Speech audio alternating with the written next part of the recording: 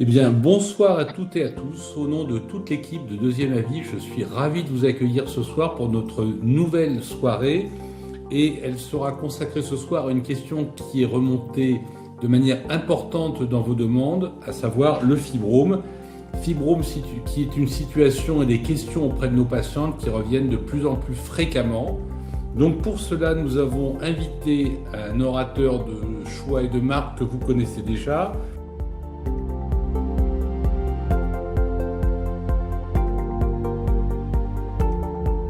le docteur Ludovic Friedrich, qui a exercé pendant 10 ans à l'hôpital André Mignot de Versailles, dans le service de gynéco du docteur Panel.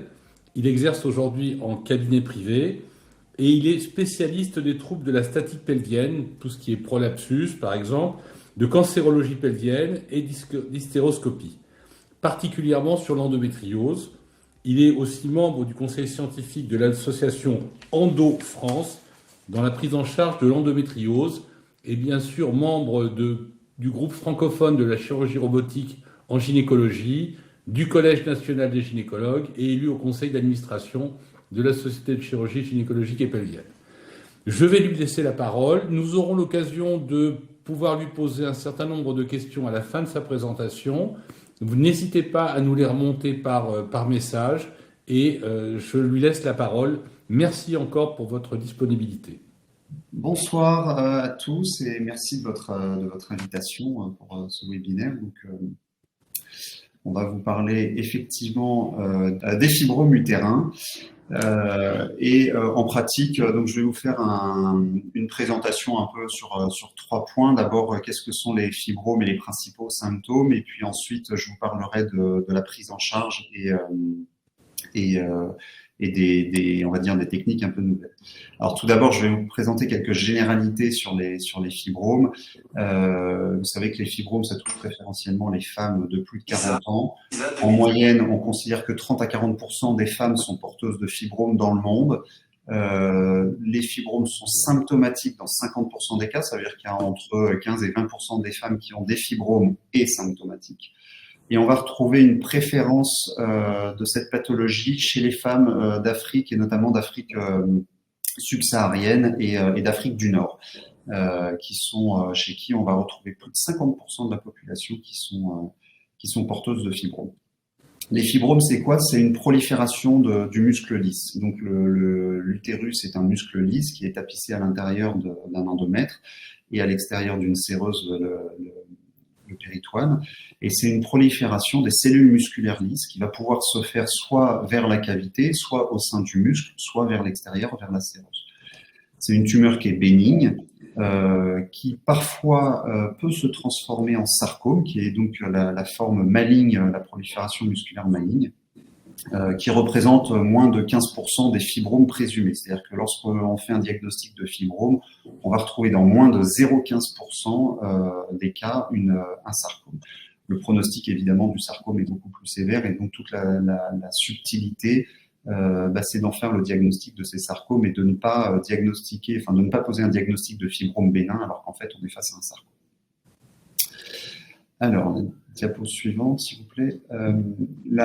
Les fibromes, ils sont répertoriés selon une classification qui est fonction de leur localisation. Donc, c'est la classification FIGO qui date de 2011, qui est assez intéressante parce qu'en fonction de la localisation, on va pouvoir associer certains symptômes à certains types de fibromes, et ensuite, en fonction de cette classification aussi, on va pouvoir poser plus ou moins des indications chirurgicales.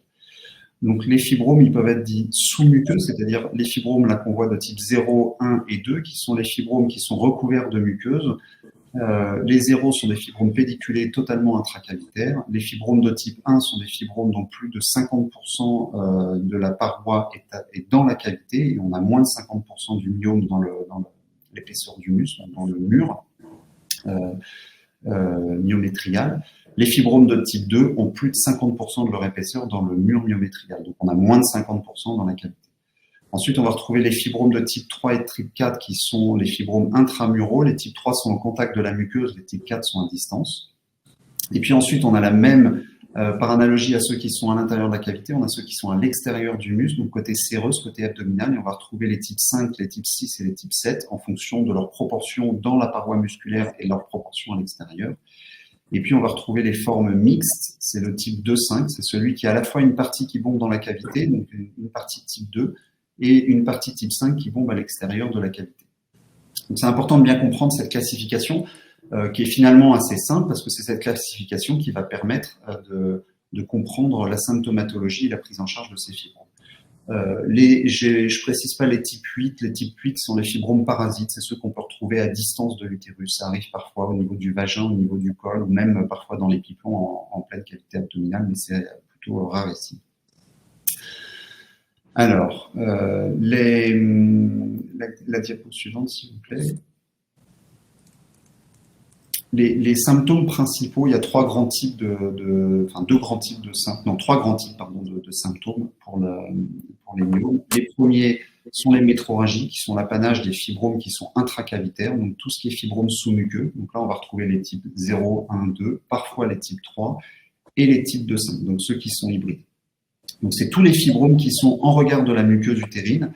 Pourquoi? Parce qu'un fibrome, c'est une tumeur bénigne qui est hyper vascularisée, que la vascularisation est très importante en périphérie de ce myome et que la vascularisation de la muqueuse en regard est très importante aussi. Donc, c'est ce qui explique le fait que ces fibromes saignent de manière abondante.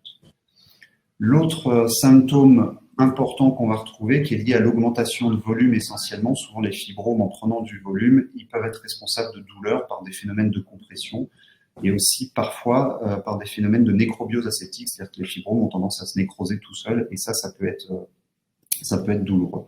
Et enfin, la douleur, elle peut être liée à des phénomènes de subtorsion, c'est-à-dire que les fibromes qui sont pédiculés, qui soient intracavitaires d'ailleurs ou extracavitaires, ils peuvent se tordre sur leur pédicule, ça crée une espèce d'ischémie au sein du myome, et ça peut être douloureux.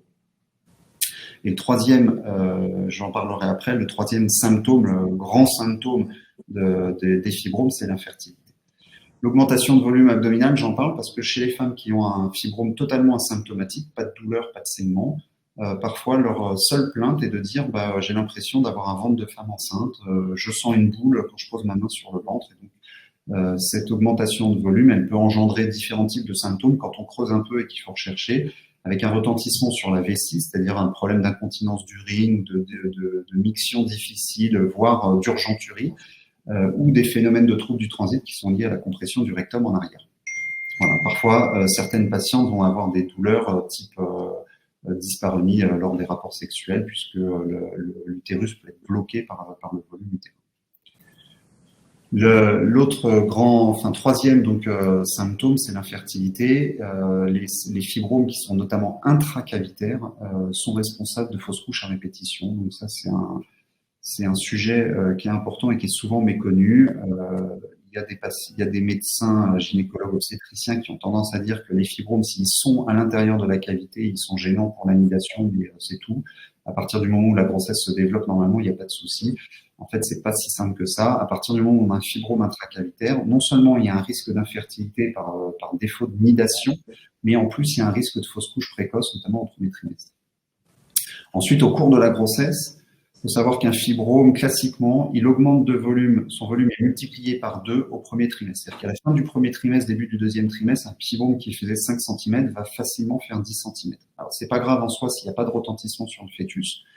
Mais en revanche, le fait d'avoir une augmentation rapide de volume, puis ensuite il y a des défauts de vascularisation, puisque la vascularisation va être au profit du fœtus. Le fibrome, il va avoir tendance à se nécrobioser et peut être responsable de douleurs, notamment au premier et au deuxième trimestre. Les fibromes, ils peuvent être responsables d'accouchements prématurés, donc par hypercontractilité de l'utérus. Ça, c'est des choses maintenant qui sont assez connues aussi. Et puis au moment de l'accouchement, un fibrome mal placé, il peut être responsable d'une dystocie, c'est-à-dire d'un défaut de descente du mobile fœtal et gêner l'accouchement normal, donc qui peut aboutir à une césarienne si besoin, voire par des problèmes de défaut de vascularisation aussi. Des hémorragies du postpartum. Les gros utérus polymyomateux, ils ont tendance à avoir du mal à se contracter après l'expulsion du placenta et souvent, c'est des utérus qui sont susceptibles de provoquer des hémorragies du postpartum importantes. Les explorations pour faire le diagnostic de ces fibromes. La première exploration, et qui est facile d'accès, c'est l'échographie pelvienne, bien sûr, c'est l'examen de référence. Un point important, c'est que cette échographie, elle doit systématiquement être faite par voie abdominale et par voie pelvienne. Mais il est important de démarrer la voie abdominale parce qu'il nous est tous arrivé, internes de gynéco, de faire aux urgences une échographie par voie pelvienne à une patiente, de lui dire « je comprends pas, je vois rien ». Et puis en fait, elle a un gros fibrome de 15 cm sur le fond utérin. Il faut savoir que la profondeur des ultrasons sur une sonde d'échographie pelvienne, c'est 12 cm environ. On peut très bien avoir un utérus de 12-15 cm parce qu'il y a 2-3 fibromes qui font 3-4 cm et on peut passer à côté d'un gros fibrome de 15 cm. Donc on commence toujours par la voie abdominale, ça permet d'éliminer les gros fibromes extra-utérins et puis la voie pelvienne. L'idée donc c'est de faire un peu une cartographie des fibromes, quel est le nombre des fibromes et d'essayer de préciser leur localisation, même si c'est très difficile parfois de les classifier. Certains fibromes, on a du mal à les classifier. Alors évidemment, quand ils sont trop nombreux, quand on est au-delà de 3, 4, 5 fibromes, c'est parfois très difficile d'échographie, d'avoir une cartographie précise. Et là, on va avoir recours plus facilement à l'IRM, qui permet à la fois de mesurer chaque fibrome et d'avoir vraiment une localisation précise et un retentissement sur la cavité. On va pouvoir, sur l'IRM, distinctement voir le fibrome s'il est dans la cavité, en partie, partiellement ou à distance de la cavité. C'est intéressant pour les gros fibromes, évidemment, très volumineux.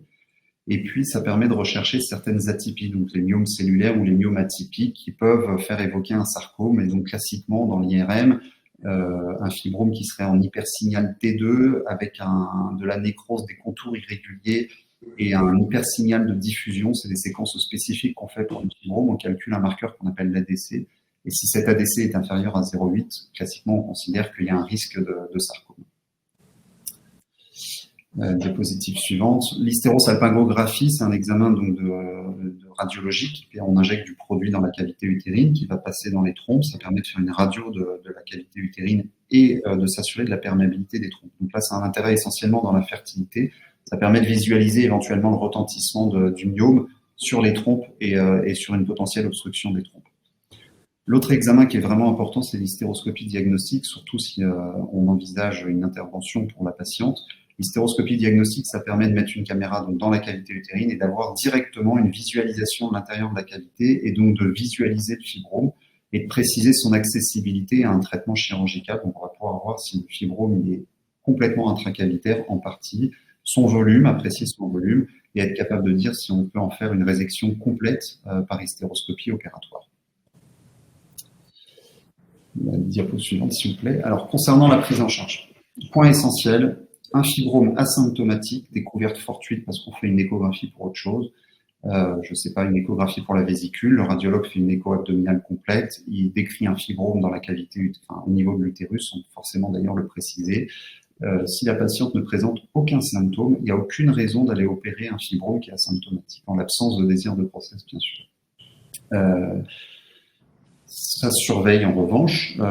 Les fibromes qui grossissent de manière rapide, par exemple un volume qui augmenterait, qui serait multiplié par 2 en moins de 3 mois, c'est plutôt évocateur d'une pathologie maligne. Donc, on peut quand même les surveiller. Mais en revanche, de prime abord, il n'y a pas forcément un intérêt à aller opérer un fibrome si la patiente ne présente aucun symptôme.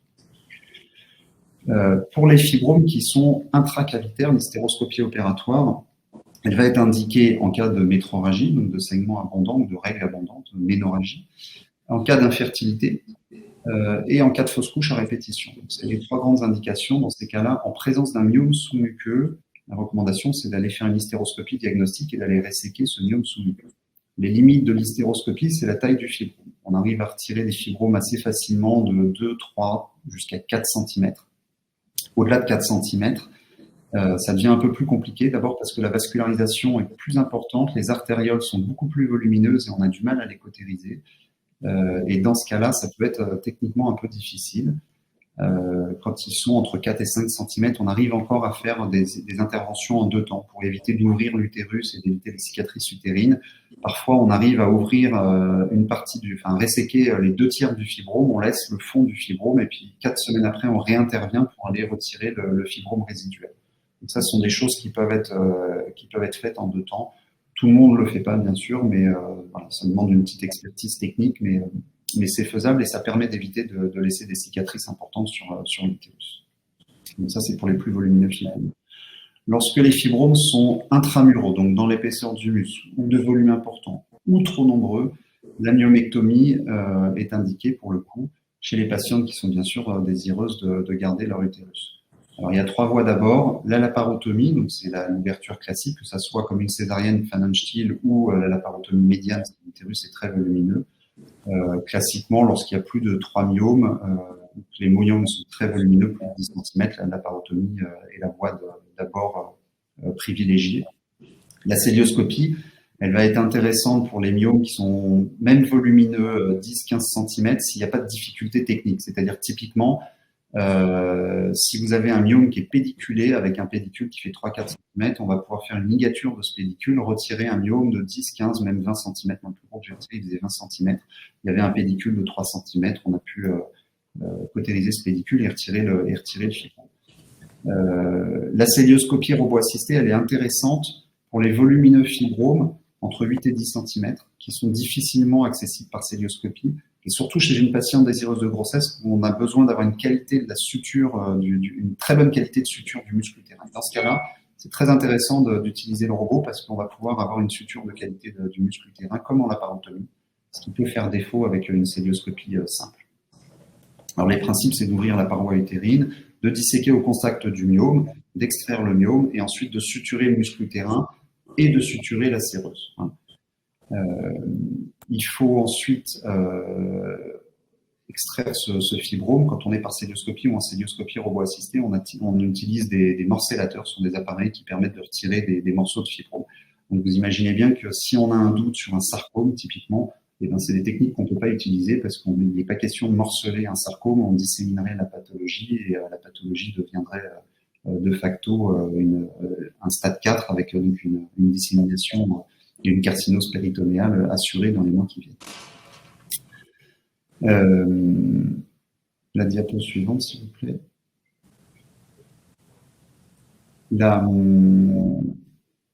La myomectomie par hystéroscopie, donc c'est ce que je vous ai expliqué au début de l'hystéroscopie opératoire. Donc ça, c'est pour les myomes symptomatiques avec ménométrorragie et en cas de fausse couche à répétition. On va introduire donc un hystéroscope. Donc c'est un petit appareil qui est à peu près, qui fait le diamètre d'un pouce globalement, ça fait 10 mm de diamètre, on va dire. On dilate le col préalablement, on va irriguer la cavité avec du sérum physiologique. Donc, ça permet de distendre la cavité, de se créer un volume dans lequel on va pouvoir voir le myome. Et on a une anse de résection, donc on va couper le fibrome, c'est une section à l'aide de courant électrique, on va couper des copeaux du fibrome, on va retirer les uns après les autres. Donc c'est un peu fastidieux, c'est un peu long, et c'est pour ça que comme on est sur un volume, on est limité en général par une taille qui est aux alentours de 4 cm. Il faut bien comprendre que quand on passe d'un diamètre de 4 cm à un diamètre de 5 cm, le volume, il n'augmente pas de manière linéaire. Le volume, c'est 4/3 de pi R3, donc c'est le cube du rayon. Donc quand on augmente d'un centimètre, on augmente de manière exponentielle. Le volume, lui, il augmente de manière exponentielle. C'est pour ça qu'il y a une limite qui est classiquement à 4 cm. On arrive parfois à aller jusqu'à 5 cm quand on fait des résections en 2 temps. Au-delà, ça devient assez compliqué. On utilise le sérum physiologique en courant bipolaire. Donc le courant, il circule au niveau de l'anse, contrairement au courant monopolaire qui va de l'anse au patient. Là, il reste au niveau de l'anse et ça évite les arcs électriques, ça évite de fragiliser le muscle. Donc ça a un intérêt notamment pour les grossesses futures. On considère qu'il y a moins de risque de rupture si on ne fragilise pas le muscle utérin. Voilà, diapositive suivante. L'autre prise en charge possible, c'est l'embolisation. Donc ça, c'est plutôt chez les femmes qui ne sont plus désireuses de grossesse. Pour l'instant, on n'a pas d'études qui nous permettent de le préconiser chez une femme qui serait désireuse de grossesse, puisqu'il y a des risques importants de synéchie, c'est-à-dire d'adhérence intra-utérine importante, avec une cavité qui pourrait être plus fonctionnelle, et de dévascularisation complète de l'utérus. Le principe, c'est d'envoyer des micro-imboles, donc des microbilles qui vont venir obstruer préférentiellement les artérioles qui sont périphériques au fibrome. Tous ces fibromes, ils ont une espèce de vascularisation qui est périphérique. On va venir bloquer toute cette vascularisation et ça crée une sorte d'infarctus du fibrome et les fibromes, ils vont diminuer de taille avec le temps. Globalement, on considère qu'en l'espace d'un an, après une embolisation, on a diminué de moitié le volume des fibromes utérins. Donc, on a un taux d'échec qui est évalué à moins de 15%. Ça fonctionne bien sur la douleur, sur les saignements. Il faut savoir que c'est une technique qui est assez douloureuse, qui en général nécessite des protocoles dentalgiques à base de morphinique et qui est douloureuse quand même dans les 24-48 heures qui suivent, puisque on crée un infarctus de l'utérus. C'est pas pour ceux qui disent que c'est moins douloureux que la chirurgie, il faut savoir qu'une célioscopie pour un myome pédiculé, la patiente Ça peut être fait en ambulatoire, elle sort le jour même. C'est pas la consommation d'antalgiques, c'est du microphénide et du dafalgan. C'est pas des antalgiques très importants.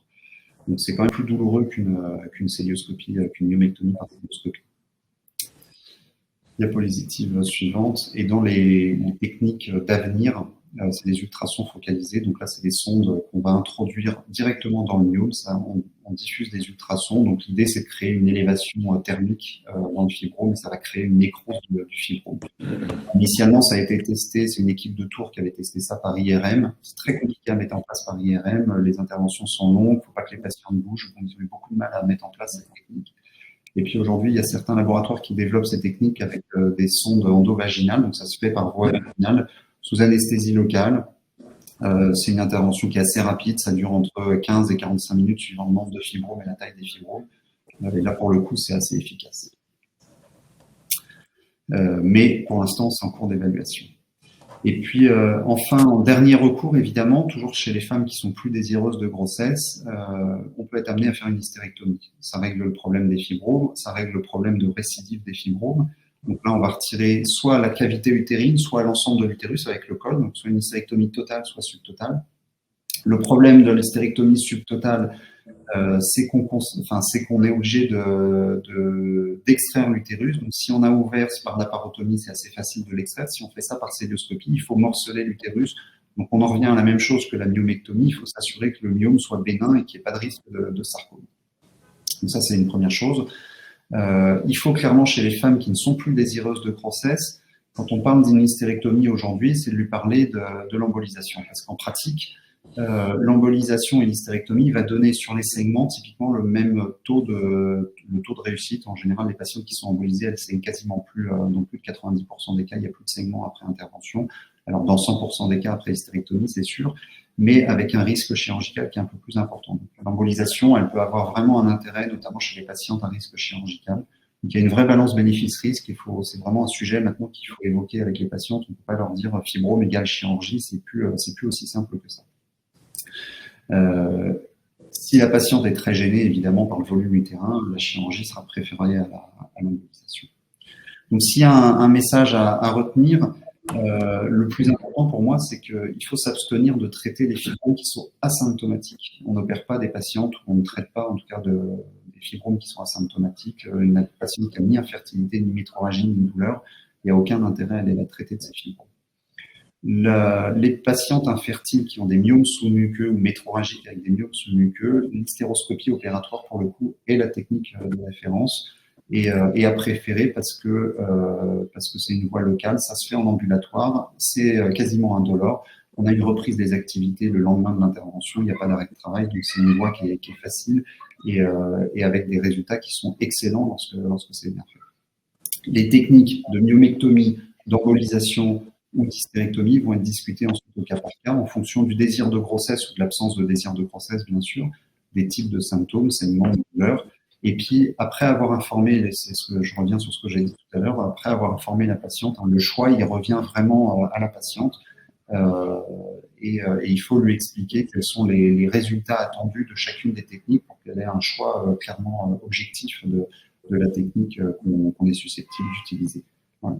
Dans la majorité des cas, si on peut utiliser pour la chirurgie, en tout cas, si on peut utiliser la célioscopie ou la célioscopie robot assistée à la place de la laparotomie, on a un bénéfice évidemment en termes de reprise des activités professionnelles, d'arrêt de travail et tout. Je vous remercie. Eh bien, c'est nous qui vous remercions, Dr Friedrich, pour cet exposé qui était particulièrement passionnant et particulièrement clair. On a reçu un certain nombre de questions que je vais vous poser successivement, mais une toute première, quand vous avez parlé de l'embolisation et des ultrasons, est-ce que la cryothérapie a été essayée ou utilisée? Alors, je pense que c'est en cours d'évaluation, la cryothérapie aujourd'hui. On n'a pas à ma connaissance, il n'y a pas d'études encore probantes. Mais il y a des évaluations, me semble-t-il, qui sont faites effectivement sur la cryodestruction de fibromes.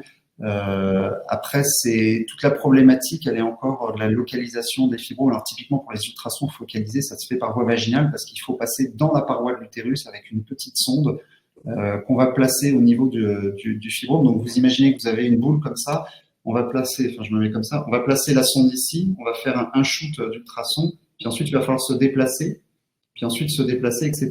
Et on peut pas traiter le volume en entier.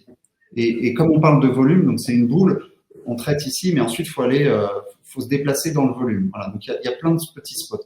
Et pour la cryothérapie, c'est un peu la même chose, c'est-à-dire qu'il va falloir avoir plein de petits spots sur lesquels on va mettre du froid. Donc on peut imaginer que ça soit assez efficace sur des petits fibromes, mais sur des volumineux fibromes, ça devient techniquement très compliqué à faire. La problématique, c'est que les petits fibromes, s'ils sont dans la cavité, cryothérapie, c'est pas très intéressant. Ce qu'on veut, c'est enlever le fibrome parce qu'il y a une hypervascularisation autour. Donc le fait d'enlever le fibrome, ça va en plus réduire la vascularisation. La cryothérapie, ça va réduire le volume, mais ça va pas forcément traiter l'hémorragie. Donc chez une patiente qui saigne, moi j'y vois très peu d'intérêt. Et chez les patientes qui ont des petits fibromes, 3-4 cm, bah, très souvent ils sont pas symptomatiques. Donc c'est la même problématique qu'on a avec les ultrasons focalisés, c'est qu'on a des patientes qui ont des ultrasons, des traitements par ultrasons focalisés, de myomes qui sont peu symptomatiques, et puis on va quand même les opérer d'un myome qui est plus gros, qui est symptomatique, parce qu'il est difficile d'accès par des ultrasons focalisés. C'est pour ça qu'aujourd'hui on est en cours d'évaluation sur ces techniques-là. Parfait, merci. Bah, de parler des saignements, ça me fait le lien avec la question suivante. Douleur et saignement, sur quels critères évoquer la recherche d'un fibrome? J'imagine que le recours à l'échographie doit être quelque chose maintenant de systématique et de très rapide. Oui. Patiente qui saigne, en première intention, une échographie pelvienne, une recherche de fibrome ou de polype. Et c'est pas parce qu'on trouve rien qu'il n'y a rien. Notamment les polypes, parce que l'échographie, c'est un examen qui peut très bien méconnaître un polype. Donc un polype, c'est de la muqueuse qui est dans de la muqueuse, et donc les ultrasons, ils vont traverser de la muqueuse. S'il n'y a pas d'interface, s'il n'y a pas de sang autour du polype, s'il n'y a aucune interface, on risque de pas le voir. Le fibrome, en revanche, on va plutôt bien le voir parce que c'est une prolifération musculaire qui est importante, donc il y a une hypercellularité, et donc la densité n'est pas tout à fait la même que le myomètre. Donc on le voit un petit peu mieux en échographie. Et s'il est dans la cavité, ben, on va voir le refoulement de la cavité. Donc en général, les fibromes, on les voit. Donc chez une patiente qui saigne, il n'y a pas photo, c'est échographie de manière systématique. Et maintenant, dans les douleurs pelviennes, les échographistes, radiologues ou obstétriciens qui font de l'échographie de manière intense commencent à être habitués aussi à la deuxième pathologie qui est responsable des douleurs, qui est l'endométriose. Et donc, ça permet aussi de faire un peu le tri des patientes et de s'assurer qu'il n'y ait pas une autre pathologie, ovarienne ou autre. Donc, le recours, effectivement, dans ces deux indications, métrorragie et douleur à l'échographie, doit être systématique et évidemment, idéalement, examiner la patiente. Parce que parfois, rien qu'en mettant la main sur le ventre, on va se rendre compte qu'il y a un volume utérin très important et par le palpé abdominal, on peut s'en rendre compte. Sans faire un examen gynécologique, hein, juste en mettant une main sur le ventre, ça peut parfois, en tout cas, faire suspecter le diagnostic. Parfait, merci. Le diagnostic de fibrome étant posé, comment aborder le schéma thérapeutique avec la patiente pour dédramatiser? Parce qu'il y a souvent cette crainte, cette arrière-pensée de bénin, malin, quelle va être la suite, aussi bien sur le côté bénin-malin que sur le côté fécondité? Alors, après, c'est ce que j'ai dit au tout début. Bénin-malin, il faut remettre les chiffres à leur place. Il y a 0,14% des fibromes présumés qui sont susceptibles d'être des sarcomes. Ça veut dire qu'en pratique, il y a très peu de sarcomes quand même. Alors, il y en a un, mais il y en a quand même très très peu. Quand on a des caractéristiques, quand on a un fibrome et qu'on est jeune, c'est très rare. Moi, j'ai quasiment jamais, enfin, j'ai pas vu de sarcome à ma connaissance. J'ai pas de souvenir d'avoir vu un sarcome chez une femme de moins de 40 ans. Pour moi, ça n'existe pas, mais ça doit exister. Et je pense que j'ai des collègues qui en ont probablement vu, mais c'est rarissime. En revanche, chez une femme ménopausée, un fibrome qui grossit, c'est suspect. Donc ça doit faire évoquer un sarcome, évidemment, en dehors de tout traitement hormonal. Et puis ensuite, donc en donner des chiffres et dire que c'est rarissime, donc un fibrome, c'est pas parce qu'on a un fibrome à l'échographie ou à l'IRM qu'il faut penser au sarcome tout de suite, surtout si l'IRM est rassurante. Donc ça peut être un moyen de dédramatiser aussi, ça, de faire une IRM. Et puis ça se surveille, c'est-à-dire qu'on peut très bien faire une surveillance à 3 mois. Un fibrome qui grossit pas, une patiente qui a un fibrome connu et qui le voit grossir de 2 cm en l'espace de 5 ans, on peut être tout à fait rassurant sur le risque de sarcome. Un sarcome, ça grossit en 3 mois, ça prend beaucoup de volume et de manière assez rapide. Et bien souvent, c'est une néopathologie. C'est quand même rarement un ancien fibrome connu qui dégénère en sarcome. C'est souvent dans le cadre d'un utérus polymyomateux, il y a un noyau qui va devenir sarcomateux. C'est pas forcément un fibrome connu qui va se transformer en sarcome. Donc le pronostic est plutôt bon en fait des fibromes. Le cas particulier de la grossesse, que ce soit dans découverte d'un fibrome et désir de grossesse ou découverte d'un fibrome en même temps qu'une grossesse débutante. De la même manière, comment est-ce que vous pourriez nous donner quelques conseils de communication avec nos patientes? Alors, découverte d'un fibrome dans une grossesse débutante, c'est ce que je vous ai dit un peu au début, risque de fausse couche. Donc c'est la loi du tout ou rien. En pratique, ce qu'il faut dire à sa patiente, c'est toujours commencer par la rassurer en lui disant, bon, la bonne nouvelle, c'est que ce fibrome n'a pas d'impact sur la fertilité, vous êtes enceinte. C'est une bonne chose. Après, j'ai pas de chiffre exact à vous donner. Ce que je peux vous donner, c'est un chiffre, puisque j'avais fait une partie de ma thèse là-dessus. Dans 90% des cas, une patiente qui fait une fausse couche, si on lui retire son fibrome, elle ne fera pas de deuxième fausse couche. Donc 90% des patientes qui font une fausse couche et qui ont un fibrome ne récidiveront pas de fausse couche si on leur retire leur fibrome. Donc il faut prendre un peu le problème à l'envers et leur dire si la grossesse se déroule bien, il y a 9 chances sur 10 que votre fibrome ne soit pas impactant.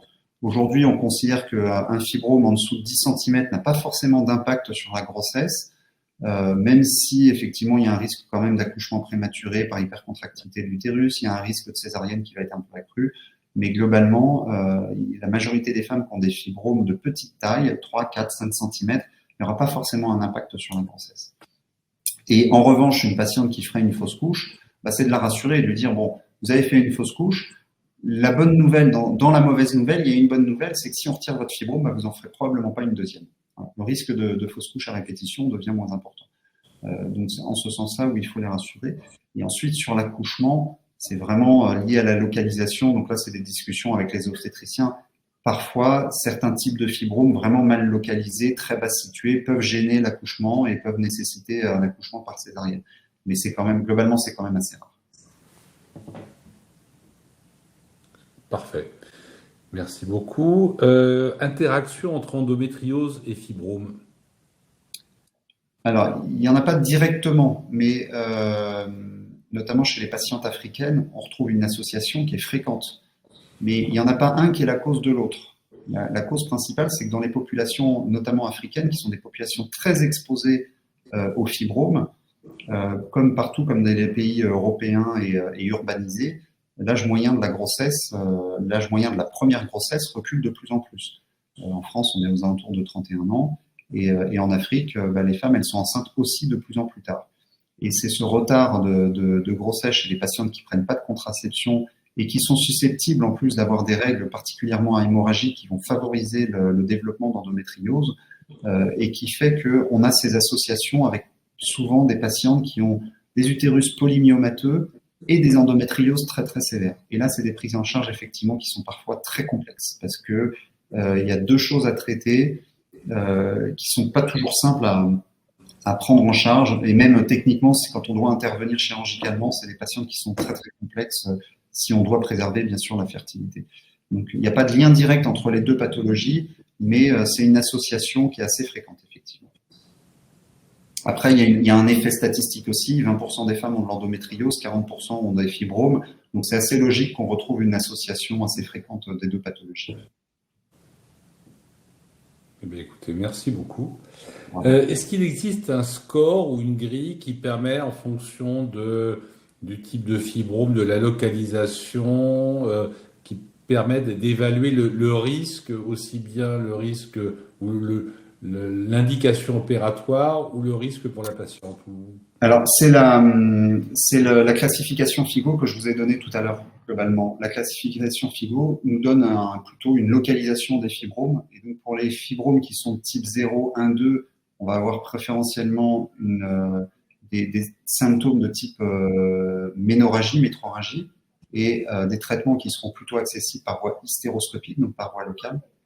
Pour les fibromes de type 5, 6 et 7, donc qui sont à l'extérieur de l'utérus, on va plutôt avoir des symptômes qui sont en lien avec la douleur et une prise en charge qui va plutôt être par voie abdominale, célioscopique ou laparotomique. Pour faire assez simple, voilà. Si on devait classifier les choses.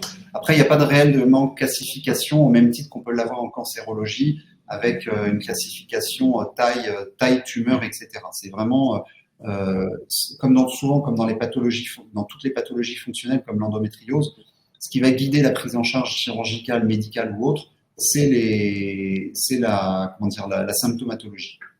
Je vous ai pas parlé des traitements médicaux volontairement. D'abord parce que actuellement il y a l'ulipristal qui avait été utilisé mais qui est maintenant interdit parce qu'on avait des insuffisances hépatiques et des patientes qui ont été transplantés, qui ont nécessité en tout cas des transplantations, avec des décès de femmes de moins de 30 ans qui étaient sous traitement pour une pathologie fonctionnelle.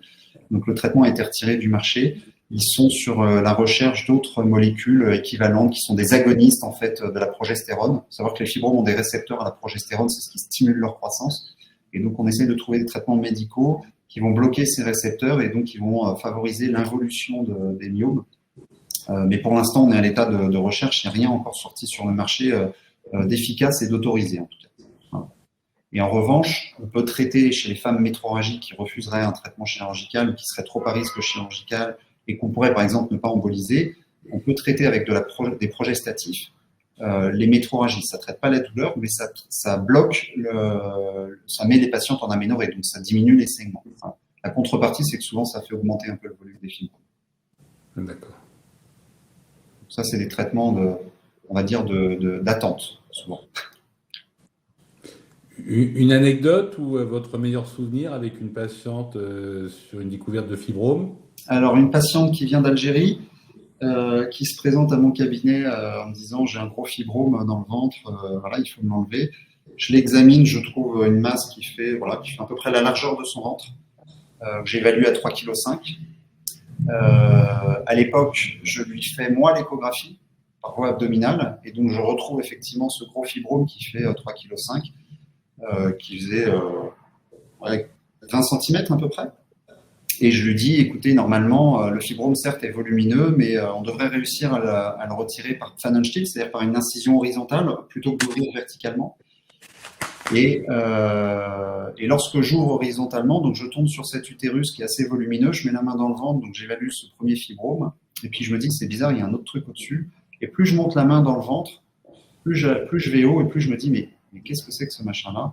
Et en fait, ça remontait jusqu'au foie, ce que je n'avais malheureusement pas vu avec l'échographie. C'est que son fibrome remontait sous les côtes, sous le grille costal. Il y avait un deuxième fibrome qui faisait, je crois, 4,5 kg au total, qui remontait sous le grille costal. Et donc, à l'examen du palpé abdominal, on ne le sentait pas parce qu'il était camouflé par la paroi sous le grille costal. Donc, je m'étais arrêté à celui qui était à hauteur de l'ombilic et j'ai pas du tout évalué. Voilà. Donc, ça m'a fait un record puisque j'avais 3,5 kg et 4 kg. J'avais un fibrome de 7 kg. Ah ouais. Pour la petite anecdote, qui était bénin. Donc, c'est typique de ce qu'on peut retrouver chez les patientes africaines et nord-africaines qui ont parfois des utérus vraiment polymyomateux avec des fibromes dans tous les sens qui peuvent être parfois très, très surprenants. Ben écoutez, merci pour ce partage. Encore merci, ce webinaire était particulièrement intéressant. Et merci à toutes et à tous pour votre participation. Toute l'équipe de Deuxième Avis se joint à moi pour vous remercier et vous donner rendez-vous très prochainement pour d'autres thèmes particulièrement intéressants. Le replay sera disponible à la fin de cet événement. N'hésitez pas à le partager, n'hésitez pas à nous poser des questions et surtout donnez-nous votre feedback pour que nous puissions en permanence nous améliorer. Bonne soirée à toutes et à tous. Merci beaucoup.